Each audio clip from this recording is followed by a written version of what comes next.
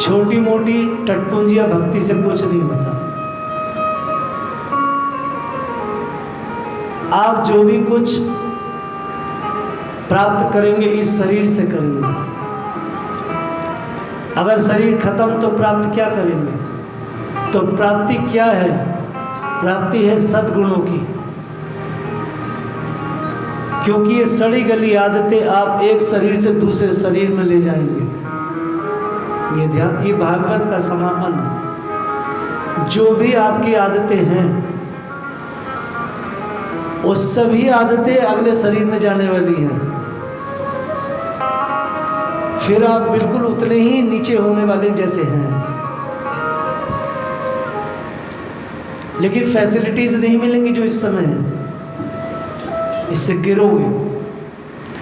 इसलिए मनुष्य को चाहिए कि अपने गुणों पर ध्यान दे, क्योंकि छोटा मोटा भी प्रयास आपका अपने लिए आगे बहुत बड़े भयों से बचा सकता है।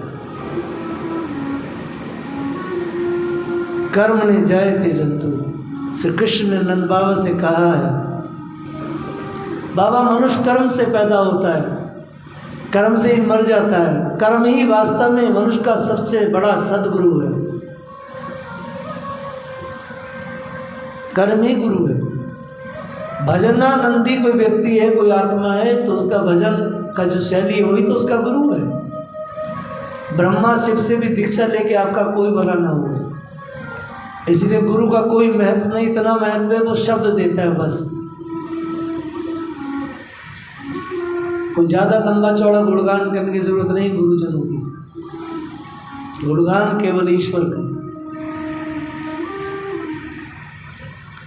सुख मिलता है, दुख मिलता है, सब वो हमारा कर्म है।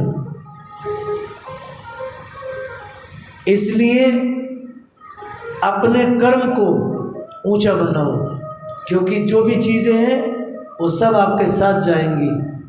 और यही बात एक इसके मिलती जुलती बात फिर कही, स्वभावम तंत्रो ही जना स्वभावम अनुवर्तते।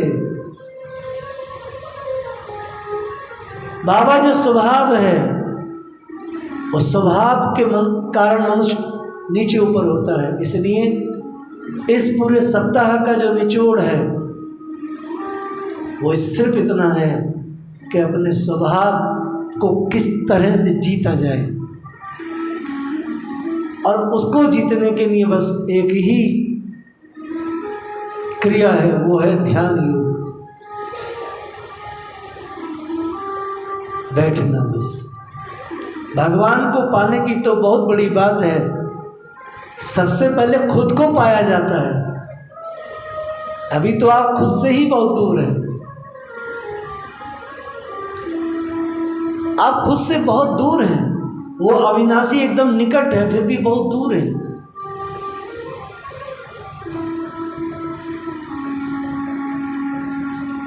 तो इसलिए आप अपने ऊपर काम करें, अपने ऊपर फोकस करें। बहुत आपने दूसरों को ऐसे कर लिया। जो 10 यजमान हैं वो इस भूत दंड को पूछते थे सुबह तक, तो तिलक ऐसे लगता है, लेकिन भूतों को तिलक इससे लगता है, तो नीचे नहीं लगता तिलक, यहाँ करके ऐसे ऊपर होता है, अर्थात पितर ऊपर जाए। यहाँ लिया और इस तरह, ये तिलक की विधि है भूतों को।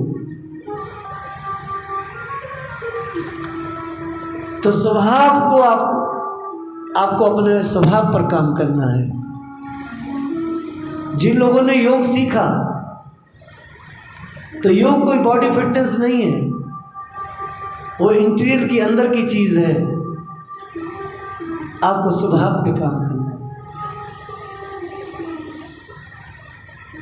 आप अब दूसरों को मत देखो, थोड़े से दिन रह गए, हम सभी लोग मृत्यु की ओर धीरे धीरे बढ़ रहे हैं, हर पल बढ़ रहा है। इसलिए अपने ऊपर काम किया जाए,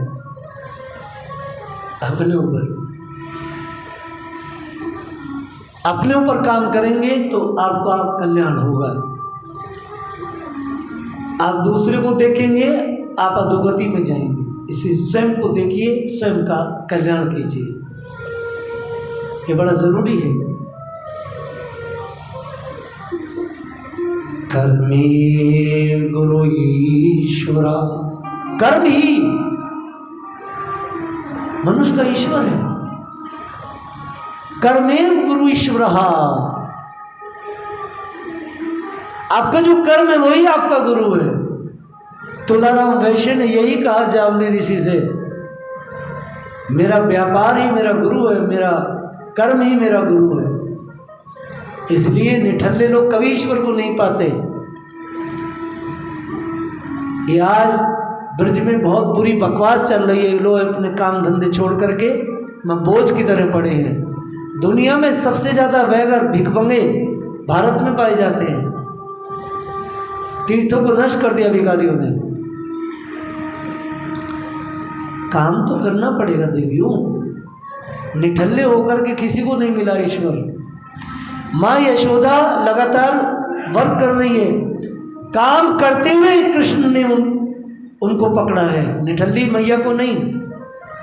इसलिए काम तो करना है, मगर अपने ऊपर, जगत की सेवा करते हुए अपने ऊपर काम करना है। बस यही इस 7 दिन की सप्ताह का मुख्य प्रसादी है, अपने ऊपर काम करना है। कौन गुरु है आपका? आपका कर्म। आपका गुरु कौन है? आपका कर्म।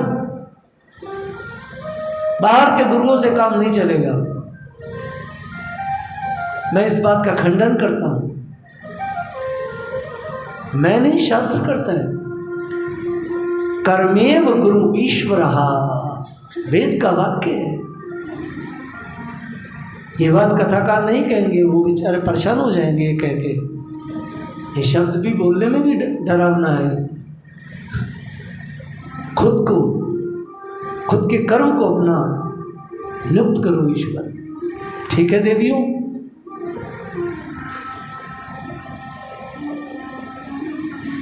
हमने सोचा कि पहले थोड़ा सा ज्ञान चर्चा हो जाए, क्योंकि प्रसादी तो देनी ही चाहिए। आप भटके ना, आज एक महात्मा, कल दूसरा महात्मा, तीसरा महात्मा, ये सब बकवास है। सिर्फ और सिर्फ अपने कर्म को ही अपना गुरु धारण करो।